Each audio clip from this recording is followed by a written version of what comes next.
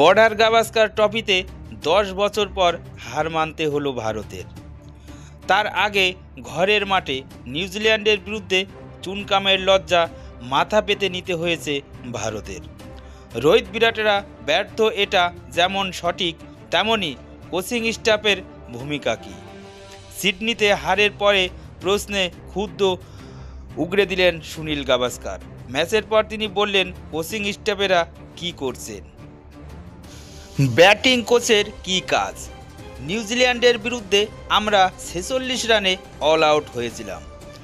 ব্যাটসম্যানেরা ভালো না খেলায় সিরিজও হেরেছি। ব্যাটিং অর্ডারের মধ্যে কোনো লড়াকু ব্যাপারই নেই। অস্ট্রেলিয়াতেও একই ঘটনা ঘটল। ভারতের ব্যাটিং অর্ডারে এখন প্রচুর ঘাটতি, সেই সঙ্গে তার সংযোজন। এবার আমাদের প্রশ্ন করা উচিত, ভাই আপনারা কি করছেন? কোনো উন্নতি নেই কেন?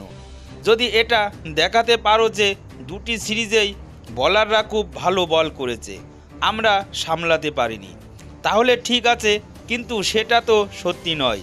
এবার উত্তর দিন, আপনারা কি করছেন? অস্ট্রেলিয়ার মাটিতে চূড়ান্ত ব্যর্থ রোহিত বিরাট।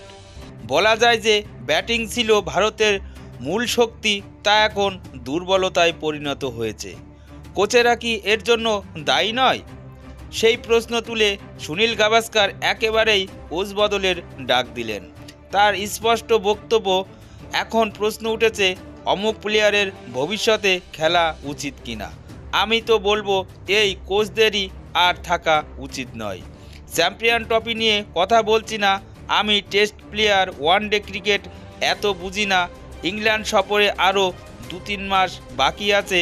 অবশ্যই প্লেয়ারদের প্রশ্ন করা উচিত, তোমরা কেন রান পাচ্ছ না। একই সঙ্গে কোচ বদলের প্রশ্ন করতে হবে, আপনারা কি করছেন? এরই মধ্যে একই প্রশ্ন তুলে বসলেন বাংলার বিখ্যাত ব্যাটসম্যান সৌরভ গঙ্গোপাধ্যায়ও।